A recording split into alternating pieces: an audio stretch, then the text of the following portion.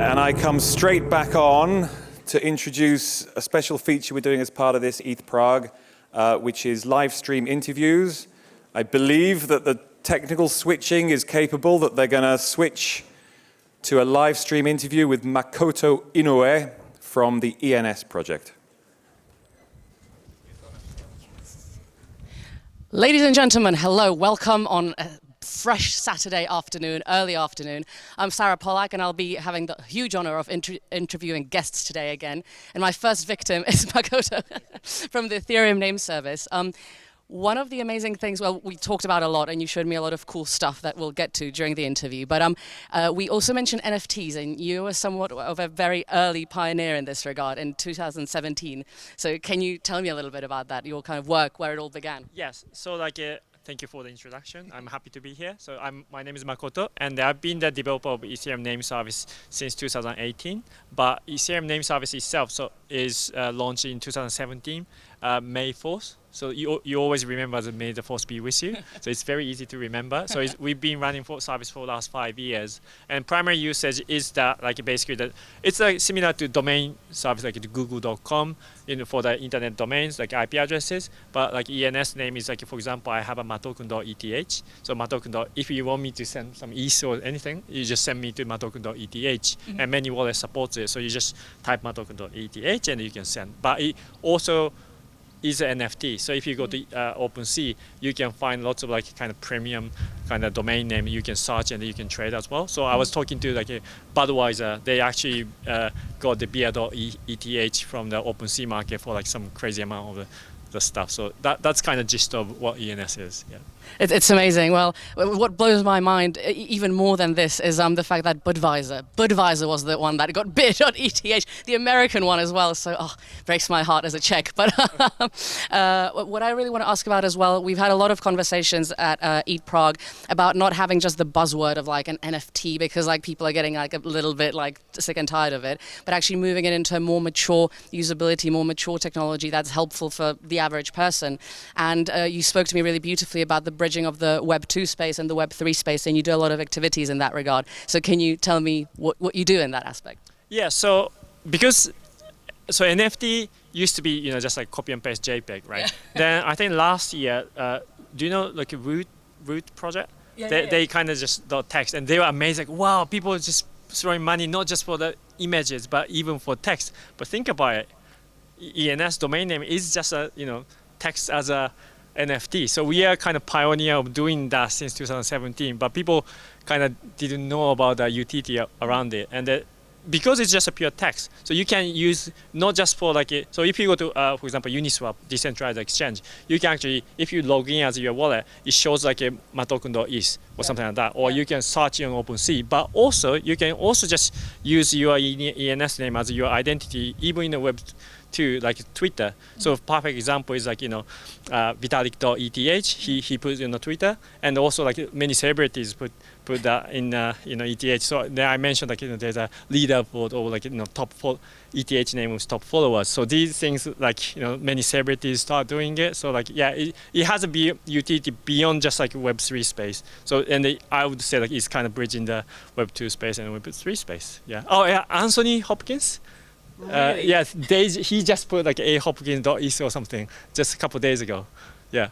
That's incredible, because when you mentioned the leaderboard, there was Jimmy Fallon and Paris Hilton. Yeah. I was like, oh my God, please. 60 million users, Jimmy Fallon, I think. 60? 60, yeah. I think I just checked. Yeah, it's 51 million, Jimmy Fallon. He has Fallon.eth, and Paris Hilton has ParisHilton.eth, and he has 16 million, I think. Yeah. That's amazing. Thank God for Anthony Hopkins. But I'd rather send it to Beer ETH.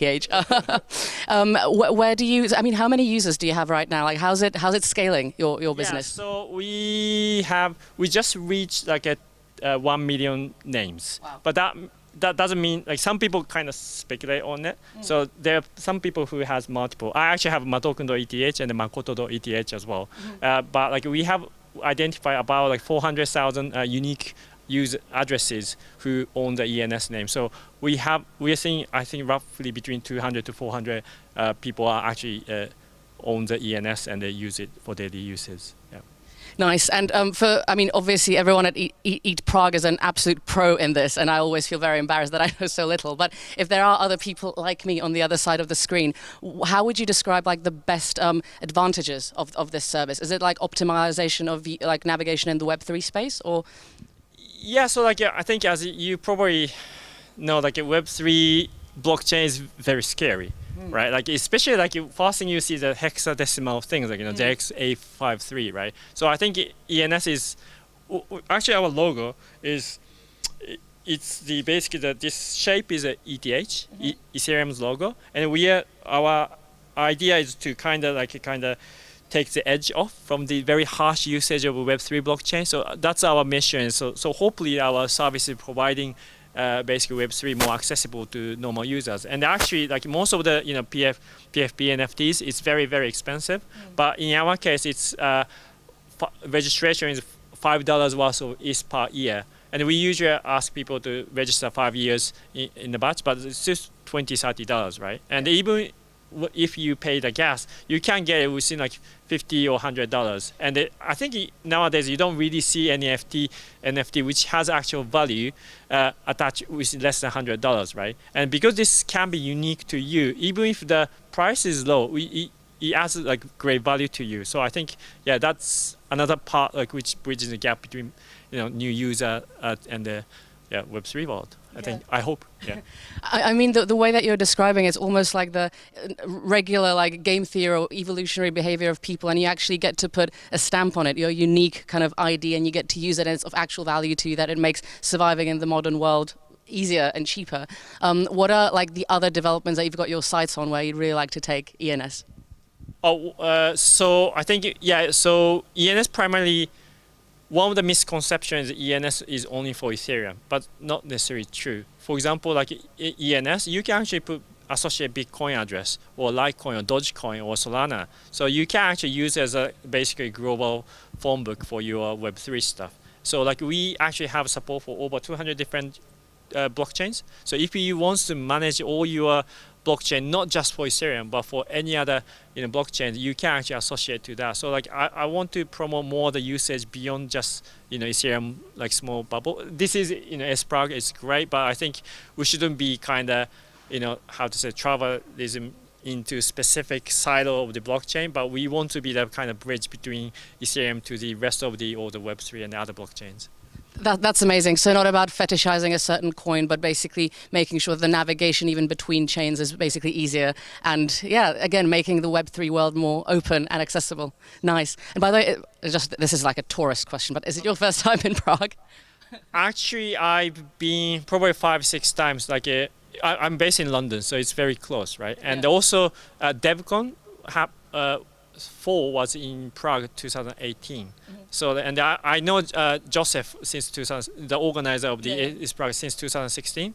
Yeah, so I think in the opening he talked about a story of like in the summer of 2016 he got to know the Ethereum, and he took a flight to London to participate in his first hackathon, and I was actually there as well, and that's how I made a friend. So like I've been Parallel Police in 2018 like a couple of times. So like this is kind of familiar place for me, but it's great like new people coming in, and they're always evolving, so great to come back here.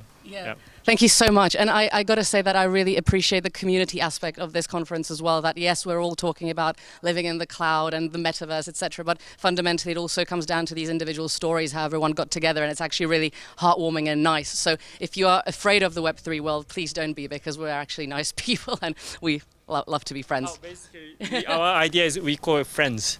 Who ENS. So like each like blockchain has a specific tribe. Like Terra had a lunatic, and then Chainlink Marines. We call friends because ENS is in the middle of the friend. Yeah. So everybody's friends. Yeah.